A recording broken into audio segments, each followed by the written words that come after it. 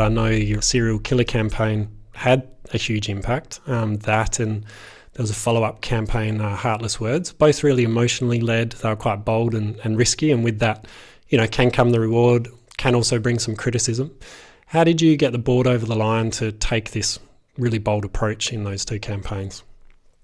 And did it pay off? I think yes, I think it did, and for different reasons sometimes.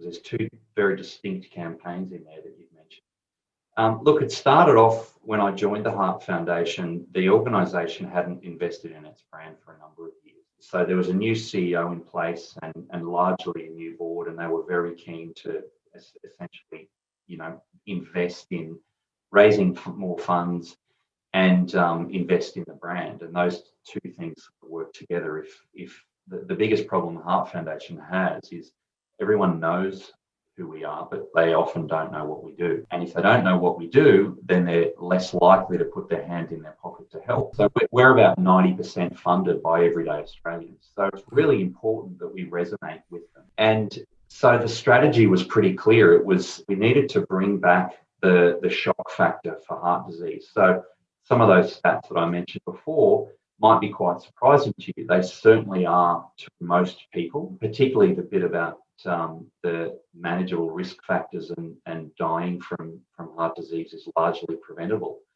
When you say things like that, then people pay attention. And so if we could re-establish heart disease as something that it wasn't a thing of the past. A lot of people think heart disease is something that impacts older, overweight men. And while that might be true, it's also Australia's #1 killer of women. There are a lot of barriers that we needed to overcome, but we really needed to firmly establish heart disease back on the agenda for everyday Australians. And there's no better way to do that than using shock. So basically, it was bring back the fear factor for heart disease. And the second is if we did that, then we can also at the same time provide solutions for people. So online tools and calculators, education about what they can do to manage their risk factors, which then establishes what the Heart Foundation is all about.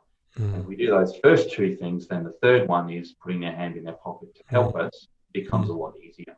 Yeah. So once we sold in the framework of the brand, then the theme of those campaigns sort of naturally flowed from there. The serial killer one was an interesting story in itself. I'm not sure we have full time for it, but News Corp were very involved in that, and essentially they understood the brief, and together we developed up the serial killer campaign. And News Corp heavily invested in the true crime genre.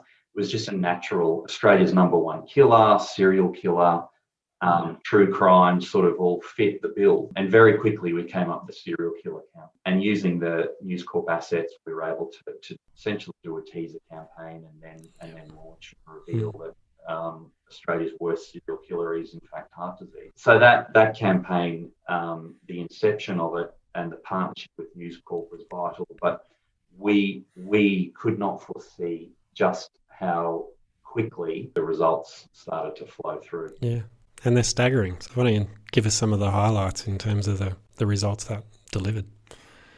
Well, look, essentially the background to it is that, and again, this was news to me, but we talk about Medicare item numbers. So when you go to your GP, depending on what you're having done, he's got an item number, he'll allocate that to that.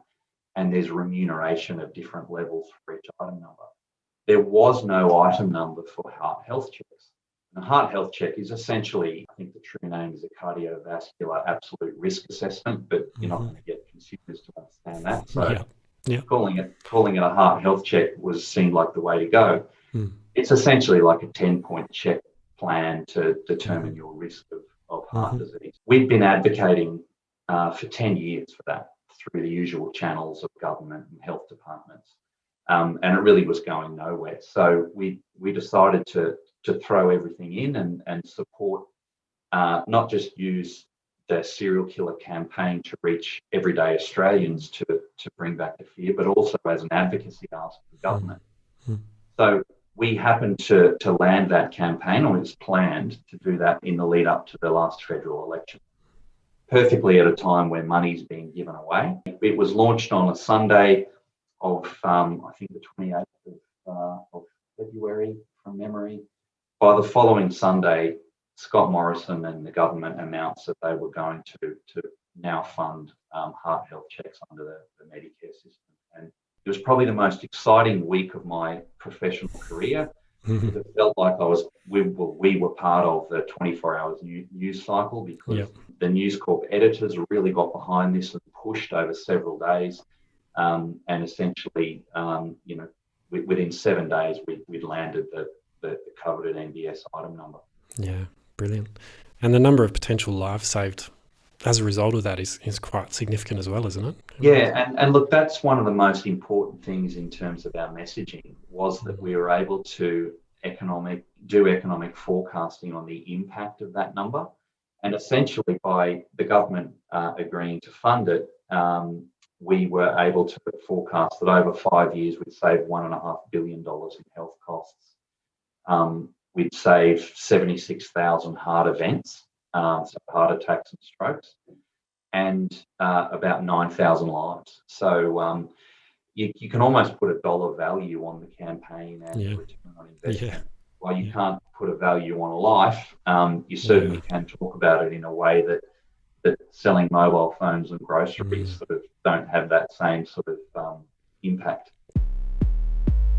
You've been listening to Lean Mean Marketing Teams with Ty Hayes.